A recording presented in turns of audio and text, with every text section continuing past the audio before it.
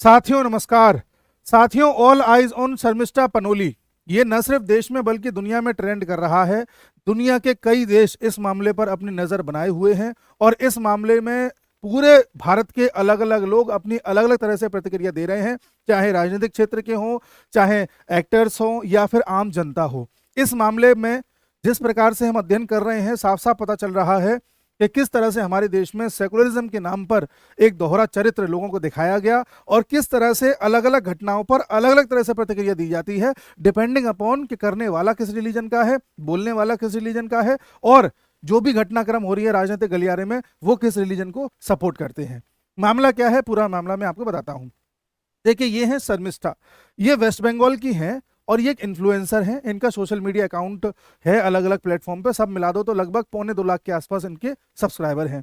Twitter x पर भी ये हैं, अलग अलग प्लेटफॉर्म पर हैं।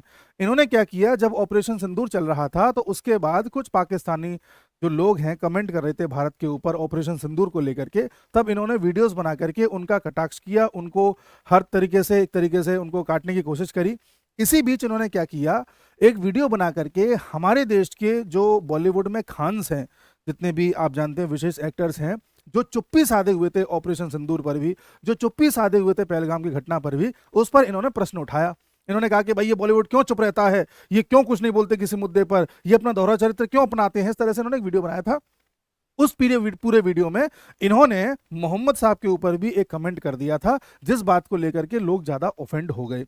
कुछ ही घंटों बाद इन्होंने अपना वीडियो डिलीट कर दिया, लेकिन तब तक वीडियो पूरी तरह से वायरल हो चुका था, ऑनलाइन प्लेटफॉर्म पर सरफेस कर चुका था और धीरे धीरे लोगों ने इनके वीडियोस को देख करके इनके खिलाफ शिकायतें करना स्टार्ट किया, जिनमें से एक व्यक्ति सामने आकर के इनके खिलाफ एफआईआर कर देता है कोलकाता में।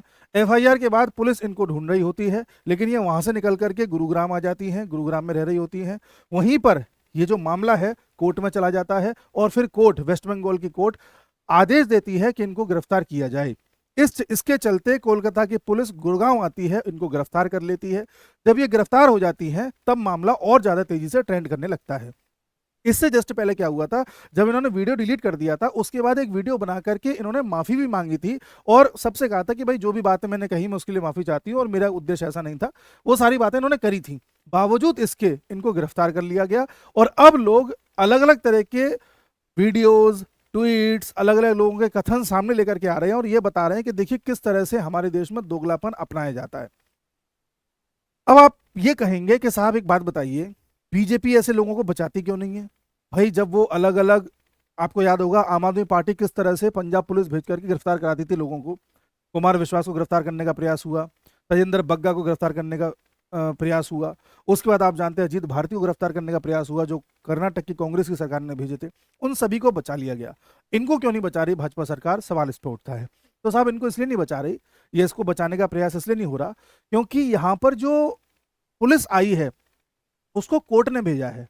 तो जब कोर्ट ऑर्डर देती है तो आप बीच में नहीं आ सकते। पहले क्या था कि कोर्ट के ऑर्डर नहीं थे, वो राजनीतिक पार्टियां अपने स्तर से पुलिस को भेज रही थी और गिरफ्तारी करवा रही थी, तो वहां पर बीच में लोकल पुलिस आ सकती है। ये एक टेक्निकल इसमें मामला है। उसके बाद सवाल ये उठता है कि अच्छा अलग अलग राजनेता लोग इस पर क्या बोल रहे हैं। तो साहब इस पर आने से पहले मैं आपको एक घटना और बताना चाहता हूं, वो आप देखिए। देखिए, सबसे पहले तो हुआ ये था, जब ऑपरेशन सिंदूर चल रहा था तो पुणे की इंजीनियरिंग स्टूडेंट ने एक टिप्पणी करी, कमेंट किया, जिसमें पाकिस्तान जिंदाबाद के नारे लगाए थे पुणे की स्टूडेंट ने। अब चूंकि वो धर्म विशेष की थी, आप समझ रहे हैं, तो साहब उसने जैसे नारे लगाए तो उसको गिरफ्तार कर लिया गया। जैसे ही वो गिरफ्तार हुई तुरंत बॉम्बे हाईकोर्ट ने संज्ञान लिया और बॉम्बे हाईकोर्ट ने कहा कि उस लड़की को गिरफ्तार क्यों किया जा रहा है, वो माफी मांग तो रही है। अब उसने माफी मांग लिया, सब कुछ डिलीट कर दिया, बावजूद उसको गिरफ्तार कर रहे हैं, उसके कैरियर को खराब कर रहे हैं। उसको छोड़िए, उसकी माफी को ध्यान में रखते हुए, उसकी अपोलॉजी को ध्यान में रखते हुए बॉम्बे हाई कोर्ट ने उसको छुड़वा दिया और उससे कहा कि तुम अपनी पढ़ाई को कंटिन्यू करो। ये खबर अभी की है, इसी महीने की। सेम चीज शर्मिष्ठा ने भी करी है, लेकिन वहां पर क्या ऑर्डर दिए गए हैं कि उसको गिरफ्तार करो कैसे भी करके। ये एक अंतर आप देख लीजिए। साहब जब ये मामला हुआ, चूंकि वो धर्म विशेष की थी, तो ये मामला आपके संज्ञान में आया भी नहीं होगा, पता भी नहीं चला होगा आपको कि ऐसा भी कुछ हुआ है। शर्मिष्ठा का पता चल गया क्योंकि वहां पर मामला दूसरा है। अब साहब शर्मिष्ठा की बात पर आए। शर्मिष्ठा 22 साल की हैं, इन्होंने जो जो किया मैंने आपको बता दिया, किस तरह से पुलिस गिरफ्तार कर रही है वो भी बता दिया। ठीक है साहब, आगे बढ़ते हैं। जो एफआईआर करने वाला लड़का है, ध्यान से सुनना, इसका नाम है वजाहत खान। ये जो लड़का है, जब इसके आप सोशल मीडिया पे जाएंगे, अभी तो इसने सब कुछ प्राइवेट कर दिया है अपना, इसके सोशल मीडिया पे जाओगे तो आप पाओगे कि ये लड़का खुद लंबे समय से हिंदू देवी देवताओं का मजाक उड़ाता चला आ रहा था। और इसने एफआईआर किस बात पे करी कि इसने इस्लाम के बारे में उल्टा सीधा बोल दिया है।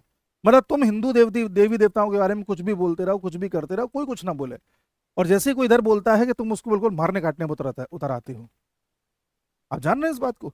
तो साहब इस लड़के के देखो, ये इसका एक ट्वीट है, मैं पढ़ना नहीं चाह रहा, किस तरह के ट्वीट करता था। हालांकि इसने पुराने अपने सारे ट्वीट पोस्ट वगैरह सब डिलीट कर दिए हैं, लेकिन इतने में तो लोग खोल के देख लेते हैं सारी चीजें, तो सब सरफेस हो चुके हैं ऑनलाइन प्लेटफॉर्म पर, वो आप देख रहे हैं। मैं आपको अभी सारे पोस्ट दिखाऊंगा, वो सारे पोस्ट मैं ट्विटर से लेकर के आया हूं। अलग अलग लोग इतने पुराने पोस्ट निकाल निकाल करके शेयर कर रहे हैं कि देखो इस सांसद ने ऐसा कहा था, उस सांसद ने ऐसा कहा था, इस व्यक्ति ने ऐसा कहा था। मतलब तुम अगर ऐसे टारगेट करोगे शर्मिष्ठा को तो फिर तुम्हारे पन्ने भी खुलेंगे। और ये जितने भी लोग पूरा कैंपेन चला रहे हैं शर्मिष्ठा के विरुद्ध, ये सब ऐसे लोग हैं जो लंबे समय तक हिंदू देवी देवताओं को गाली देते चले आए हैं। ये इतने दोगले लोग हैं, मैं भी इनका दोगलापन दिखाता हूं आपको, ठीक है साहब। अब all eyes on Sharmishtha Panoli जो ट्रेंड किया, वो ट्रेंड किया जब डच के एमपी ने इसको ट्रेंड करवाया, या उसने इस चीज को कोट किया। डच के एमपी ने भी इस मामले को उठाया और उन्होंने कहा कि भाई ये क्या है क्या नहीं है, इस तरह से उन्होंने प्रतिक्रिया दर्ज कराई और कहा कि शर्मिष्ठा के साथ जो हो रहा है वो कुछ ज्यादा ही एक्सट्रीम हो रहा है, ऐसे नहीं होना चाहिए। उसने माफी मांग तो ली है, वो सारी बातें। क्यों डच के एमपी ने ये बात उठाई? क्योंकि आप देख रहे हैं कि यूरोप में भी धीरे धीरे अब ये लोग बढ़ते चले जा रहे हैं। पहले यूरोप ने कैसे अपना ड्रामा चलाया था कि हम मानव अधिकारों का बिल्कुल सम्मान करते हैं, जिसके साथ भी गलत हो रहा है वो यूरोप में आ जाए, हम आपको रहने को देंगे, खाने को देंगे, नौकरी देंगे, सब देंगे। बड़े साहब ये ह्यूमन राइट्स वाले बनते थे। अब धीरे धीरे वहाँ पर जितने भी ये अरब कंट्रीज के लोग हैं, जितने भी अफ्रीका के नॉर्थ वाले लोग हैं, धीरे धीरे यूरोप में बसते रहे। 20 साल से वहाँ पर अपनी पॉपुलेशन अच्छी खासी कर ली और अब ये यूरोप के लोगों को जीने नहीं दे रहे। तब यूरोप के लोगों को समझ में आ रहा है कि हमने कितनी बड़ी गलती कर दी। तो जो यूरोप पहले लेफ्टिस्ट पार्टीज को चुनता था, जो यूरोप पहले लिबरल बनता था, जो यूरोप पहले वामपंथी विचारधारा को अपनाता था, वो अब धीरे धीरे वामपंथी को छोड़ रहा है और राइट विंग की पार्टीज में आ रही हैं। अब थोड़े बहुत देशों में लेफ्ट विंग की रह गई है, वो भी किसी न किसी के समर्थन के साथ। तो वहां पर अलग अलग एमपीज को, नेताओं को ये समझ में आ रहा है कि हमें किस मुद्दे पर अब खड़ा होना है और किस मुद्दे पर नहीं। इसलिए आप ऐसी आवाजें यूरोप से भी उठती हुई देख रहे हैं जो शर्मिष्ठा के पक्ष में आ रही हैं। कुछ हद तक इन्होंने ये बोला कि भाई हेल्प, उन्होंने पीएम मोदी तक से कहा है कि हेल्प करिए इसकी, कुछ ज्यादा ही इसके साथ ऐसा हो रहा है, ठीक है। ममता बनर्जी जहां की पुलिस आई है वो बिल्कुल चुप है इस मामले पर। हैरानी की बात यह है, आप जान के हैरान होंगे कि जो ये शर्मिष्ठा पनोली हैं, जब इनकी कास्ट के बारे में आप पता करेंगे तो आपको पता चलेगा कि ये बंगाल के हिसाब से दलित कैटेगरी में आती है। सबसे हैरानी की बात यह है कि दलितों के नाम पर राजनीति करने वाले सब चुप पड़े हुए हैं, क्योंकि मुद्दा वैसा है कि सामने समुदाय विशेष है। अब ना आपको चंद्रशेखर रावण दिखाई देंगे, ना आपको अखिलेश यादव दिखाई देंगे, ना आपको शिवसेना वाले जो उद्धव ठाकरे वाली शिवसेना है वो लोग दिखाई देंगे। कोई अब दलित की राजनीति करने सामने नहीं आएगा। ये इनका दोगलापन है। और दूसरों का दोगलापन आप देखिए, पत्रकारों का, वो भी मैं आपको दिखाता हूं। देखिए साहब, ये है आरफा खानम शेरवानी, बहुत बड़ी सेकुलर बनती है अपने आप को। एक जमाना था, आज भी करती हैं, डिलीट कर देती हैं बाद में।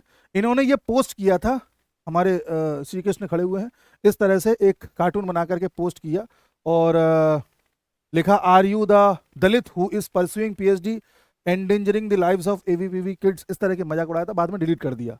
तो ये वही है, खुद ऐसे काम करती हैं। और देखिए, ये एक बाहुबली का ऐसा चित्र इन्होंने कन्वर्ट करके इस तरह से कूड़ेदान हाथ में देकर के ये इन्होंने पोस्ट किया था किसी जमाने में, विजन 2047, तो इन्होंने डिलीट कर दिया। आरफा खानम शेरवानी, ये सब एक्सपर्ट ट्रेंड कर रहे हैं, इन सब के भी लोग पुरानी चीजों को निकाल निकाल के ट्रेंड करा रहे हैं, ठीक है। उसी प्रकार से ये वेस्ट बंगाल की अभी एमपी हैं, सांसद हैं, बैठी हुई हैं, इनका नाम है सायोनी घोष। इन्होंने किस तरह से शिवलिंग का मजाक उड़ाया था आप देख लीजिए कार्टून के माध्यम से। ये इन्होंने डिलीट कर दिया बाद में, ये 2015 का है। इस तरह का दोगलापन आप देखिए इन लोगों की तरफ से, और कैसे वर्तमान मामले पे ये दोहरा चरित्र दर्शा रहे हैं वो भी आप देख लीजिए। मतलब इनके लिए हिंदू देवी देवता, हिंदुओं का विश्वास, हिंदुओं की आस्था का कोई मायने नहीं है। ये उससे मजाक उड़ाने को तैयार है, लेकिन जब राजनीति की बारी आती है तो किस तरह से राजनीति करते हैं आपके सामने है। उसी प्रकार से एक और है राजदीप सरदेसाई। राजदीप सरदेसाई ने एक ट्वीट लिखा है, story that caught the eye, What is the need for Kolkata police to arrest a law student from Gurugram. ये कह रहे हैं कि कोलकाता पुलिस को क्या जरूरत है इस लॉ स्टूडेंट को गिरफ्तार करने की गुरुग्राम से। एक्चुअल में ये लॉ स्टूडेंट है, गुरुग्राम में भी रह रही हैं।